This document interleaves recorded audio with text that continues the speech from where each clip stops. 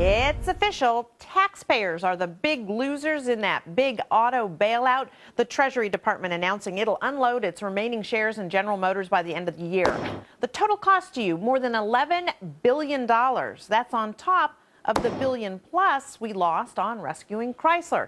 And as the problems pile up for the health care law, there's new talk we could be bracing for another bailout. But Gary B., you say stop these rescues altogether. Exactly, Brenda. Well, we talked about this even prior to all the stimulus, prior to the bailouts, that the government should not be involved in. This is what happens when you get government involved in things the market should take care of. The market voted that GM and Chrysler and all those companies, they couldn't survive. They should have been allowed to perish and go away, and those workers could have been a lot happier working for Toyota or Honda or Ford or a stronger company. Instead, we get involved in stuff like this. We get involved in, my gosh, back in my day in the 70s, the Synfuel Corporation. Or we get involved with Solyndra. Or we try to do something better served in private like Obamacare. I mark my words, Brenda, we'll be revisiting this show, and we will be talking about how the administration went to Congress for another, whatever, $1 billion to bail out Obamacare. Well, Sasha, supporters of the bailout say that the basically the loss to taxpayers is offset by jobs created or saved. Do you agree? Absolutely. I mean, if you look at, there's never anything good about a loss of $11 billion, 11, a little more, 11.5. There's nothing good about that. But when you look at what was gotten out of that, 1 million jobs saved, the auto industry and auto-related industries are 5% of our GDP. And that's something worth saving.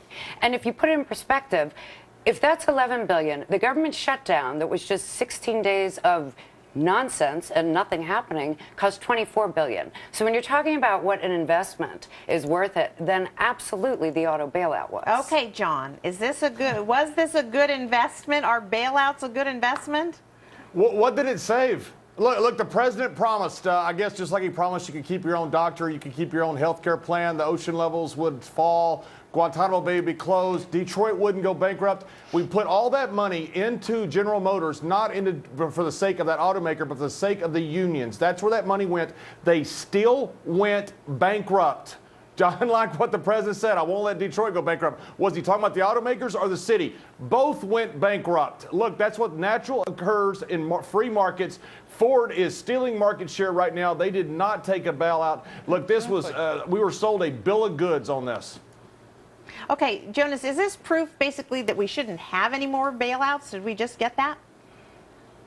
Well, the fact that we had to bail out Chrysler, again, to Gary B's point, if we didn't bail them out the first time, we wouldn't have had to bail out the second time. You know, I don't think look, luckily the public is very against bailouts, even though they haven't been economically bad for the Treasury when you factor all of them in together. So I don't think we're going to get any more of them, fortunately. However, yes, we took a loss on GM. It's a loser company. It's not like a bank that's going to pay you back. But when you factor in all the income tax losses that the employees, all the food stamps that have gone on, all the unemployment insurance, I don't think we took a loss in the grand scheme of things. Not saying it's right morally to do it, but I don't think it actually cost the government. Okay, I see Gary Kane getting revved up right here. I got to get him in because you probably think this is a big loss for taxpayers, a big win for GM. Well, first off, the bailout didn't save any jobs whatsoever. That is a made-up story. The fact is GM was a viable company before bankruptcy and during. The problem was their stupid legacy costs and the $40 billion in debt. Once you expunge the debt through a regular bankruptcy, you start anew. They fixed up the inefficiencies, then you start anew. This whole thing was paid off the unions, took away from shareholders and bondholders, and said, look what we did. And they take victory laps over $11 billion loss for taxpayers. Sorry, that's not good. It sets a bad precedent. Right. I got news for you. The next big bailouts are going to be the banks and the health care going forward. Okay, Gary B., very quickly, let's look forward because there is thought that Obamacare could be the next one. Does that scare you? Brenda, we already know it's going to be a lot of money. For example, they've had to spend how many extra hours patching up the code that they didn't think of. These workers that are doing that, they're not all saying, you know what? I'm going to work an extra 400 or 500 hours for free. No, they need overtime. They need to bring in extra contractors. They need to bring in smart Silicon Valley people. None of these people are going to do it for free. The website isn't working. By all accounts, it's only, what, 60% working right now. So in order to get the other 40%, again, it's going to be like the big dig in Boston. 10 years from now, we'll be talking about all the extra money spent, and it still won't be done. Okay, got to be the last word. Thank